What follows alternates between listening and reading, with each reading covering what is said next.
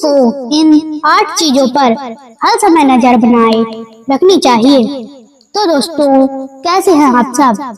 स्वागत है आपका फिर से एक बार हमारे YouTube चैनल राधे कृष्ण मुस्कान YouTube चैनल पर।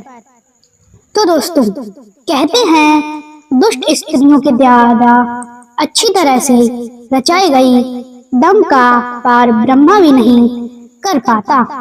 मनुष्य की तो बिसात ही क्या। कहते हैं राजा का चिन्ह, कंजूस का धन, दुष्टों का मनोरथ, पुरुष का भाग्य और स्त्रियों के चरित्र को देवता भी नहीं समझ पाए। मनुष्य की तो बात ही क्या है। किसी नगर में एक सुधाकर नाम का व्यक्ति रहता था। उसकी स्त्री का नाम चंचला था। वह हमेशा दूसरे पुरुषों से आसक्त रहती थी। उसके इस तरह के व्यवहार से गांव में उसकी निंदा भी खूब होती थी।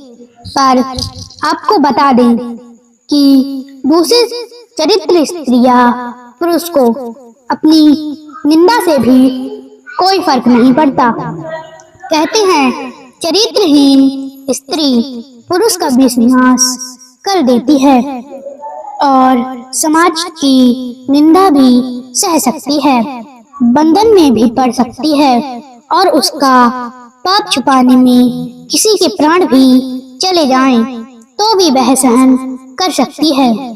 सुधाकर ने जब अपनी स्त्री के चरित्र को लेकर निंदा सुनी तो उसने सोचा, लोग मेरी स्त्री की बहुत बुराई करते हैं।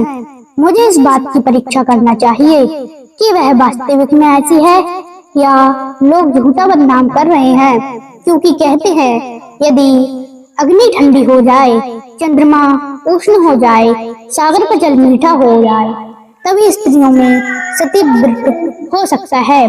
खैर, मैं अपनी स्त्री की चुपके से परीक्षा करूंगा, क्योंकि कहते भी हैं इन 8 चीजों को कभी अनदेखा नहीं करना चाहिए। पहला स्त्री, दूसरा बालक, तीसरा रोग, चौथा दास, पांचवा पशु, छठा धन, सातवां विद्या, आठवां सज्जन पुरुष की सेवा। बंधुओं, मनुष्य को इन 8 पर हर समय दृष्टि बनाए रखनी चाहिए। इनकी अनदेखी नहीं करनी चाहिए। स्वयं का और दूसरों का नुकसान करना। स्त्री की अनदेखी करने पर दुष्ट पुरुषों के बहकावे में भी आ सकती है। फिर वो बड़ी मुसीबत में फंस सकती है। दुष्ट बुद्धि वाले लोग उसे अपना अवसर भी बना सकते हैं। हर समय दृष्टि रखने का अर्थ है यह नहीं है कि उसकी स्वतंत्रता, उसके अधिकार छीन लिए जाएं।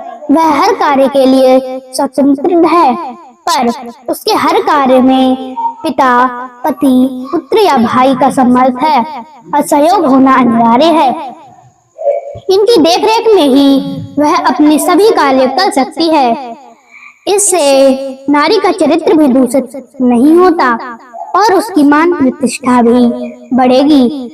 बालक की निगरानी रखने से बालक मुसीबत में नहीं पड़ेगा, बुरी सतंग से बचा रहेगा और उसमें अवगुण भी उत्पन्न नहीं होंगे। रोग की अनदेखी करने से रोग नाखूर बन जाता है। समय रहते उसका उपचार हो जाता है तो वह कम खर्च उठाए ही ठीक हो जाता है। नौकरी की अनदेखी करने का अर्थ है कि वह लापरवाह हो सकता है और आपको नुकसान भी पहुंचा सकता है। पशु की अनदेखी करने से खदंग या घाई में गिर सकता है, आवारा या हिंसक हो जाता है।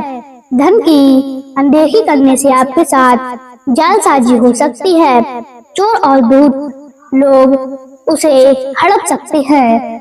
विद्या का अभ्यास न रखने से विद्या को भूल सकते हैं। ऐसे में आपकी प्रतिभा सही परिणाम नहीं दे सकती। सज्जनों, पुरुष की सेवा न करने से ईमानदारी, इंसानियत, सदाचार, संस्कार विलुप्त हो सकते हैं।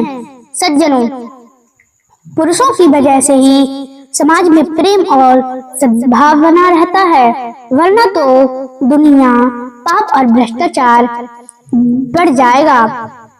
अब नहीं, पर आ जाइए कि जब सुधाकर ने अपनी पत्नी चंचला की परीक्षा करने का निश्चय किया, अपनी पत्नी से कहा, हे प्रिय, आज मैं एक काम की तलाश में बाहर जा रहा हूँ। वहाँ पर मुझे 2-4 दिन लग सकते हैं। मुझे रास्ते के लिए कुछ पकवान बनाकर रख दो। भूख लगने पर मैं उन्हें खा लूंगा। सुधाकर के बाहर जाने की बात सुनकर पत्नी बहुत खुश हुई। खुशी खुशी देसी घी के पकवान बनाकर पति के लिए दे दिए। और किसी ने सच कहा है, बादलों की घटा छाने पर, अंधेरा होने पर, पति के परदेश जाने पर और मोहल्ले में हलचल न होने पर दुष्ट स्त्रियां खुश होती हैं। इधर सुधाकर के घर से जाते ही चंचला घर में श्रृंगार करके बैठ गई। शाम होने पर वह अपने प्रेमी देवदास से कहकर आई, मेरा दुरात्मा पति परदेश चला गया है। घर वालों के सो जाने पर तुम मेरे घर आ जाना। उधर सुधाकर पूरे दिन इधर उधर घूमता रहा। शाम होते ही वह चुपचाप आकर के अपने घर में खाट के नीचे लेट गया। रात होने पर जब चंचला का प्रेमी आया और उसी खाट पर बैठा, उसके प्रेमी को आया देख सुधाकर को गांव में ही लही पर विश्वास होने लगा। गुस्सा भी उसे बहुत आ रहा था। सोचने लगा, पहले इसे मारूं या सो जाने पर इन दोनों को मारूं।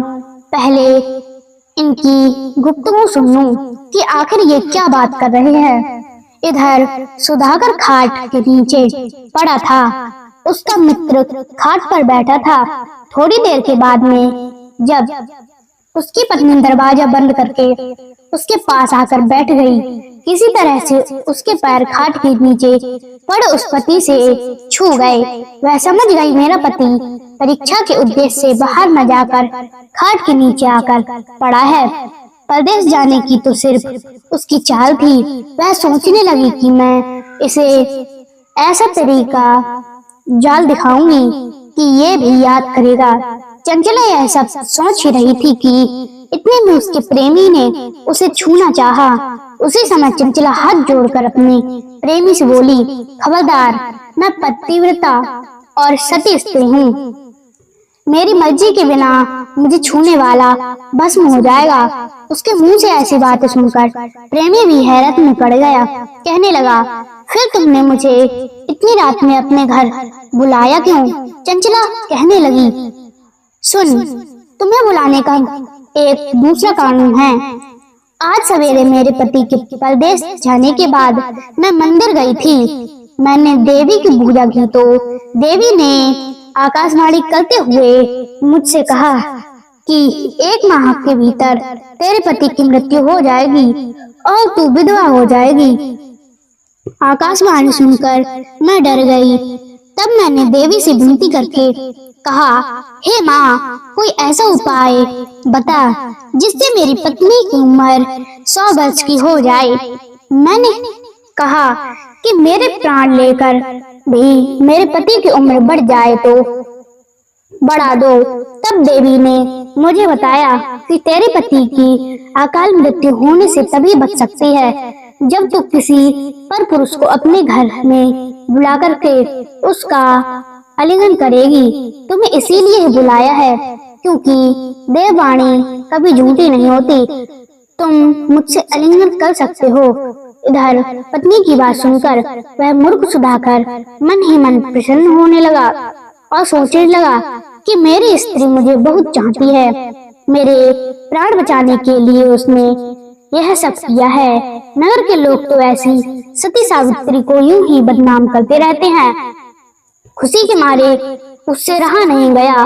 झट खाट के नीचे से निकल आया और अपनी पत्नी से कहने लगा, हे पतिव्रते, हे प्राण प्रिये, मुझे क्षमा कर दो। लोगों के बहकावे में आकर मैंने तुम्हारी परीक्षा करने की हिम्मत कर डाली। आज मुझे पता चला कि पति की भक्ति करने वाली स्त्रियों में तुम सबसे ऊपर हो। तुमने पर पुरुष के साथ बैठकर भी पतिव्रत धर्म का पालन किया है। तुम धन्य हो। इतना कहकर उसने अपनी स्त्री के लिए कंधे पर बिठा लिया और चंचला के प्रेमी से भी कहा, हे महापुरुष, मेरी स्त्री के कहने पर मेरी रक्षा की खातिर तुम मेरे घर आए। तुम्हारी कृपा से ही आज मुझे 100 वर्ष की आयु प्राप्त हुई है, इसीलिए तुम भी मेरे कंधे पर बैठ जाओ। इतना कह करके उसने उसके प्रेमी को भी अपने कंधे पर बिठा लिया और उन दोनों को कंधे पर बिठाकर सवेरा होते ही अपने मोहल्ले में द्वार द्वार जाकर उन दोनों के प्रशंसा के पुल बांधने लगा। किसी ने सच कहा है कि मूर्ख मनुष्य सामने पाप करने पर भी शांत रहता है, इसीलिए ध्यान रखें, वह अवसर न आने दे कि लोग आपकी मूर्खता पर हंसे। बाद में मूर्ख बनने से अच्छा तो कि पहले ही सावधानियां बरतनी जाए। शुक्र नीति कहती है कि स्त्री को वस्त्र, अन्य आभूषण, प्रेम और मीठे वचन और यथाशक्ति विचार करते हुए उन पर दृष्टि रखते हुए स्त्री और पुत्र की सदैव रक्षा करनी चाहिए। कहानी के समझाने का उद्देश्य स्त्री के मन में ठेस पहुंचाना नहीं है, बल्कि समाज में कुछ दूसरी स्त्रियां पुरुष मान मर्यादा को ताक पर रखकर व्यभिचार में लिप्ति हैं, उनके लिए सही रास्ते पर लाना इस कहानी का उद्देश्य है। तो हम चलते हैं, हमारी वीडियो यहाँ समाप्त होती है। तो आप सभी लोगों को हमारी यह कहानी कैसी लगी कमेंट बॉक्स में जरूर बताइएगा और इस कहानी से ज्यादा प्रेरणा लीजिएगा। मिलते हैं अगली वीडियो में एक नए विचार के साथ। तब तक के लिए राधे राधे।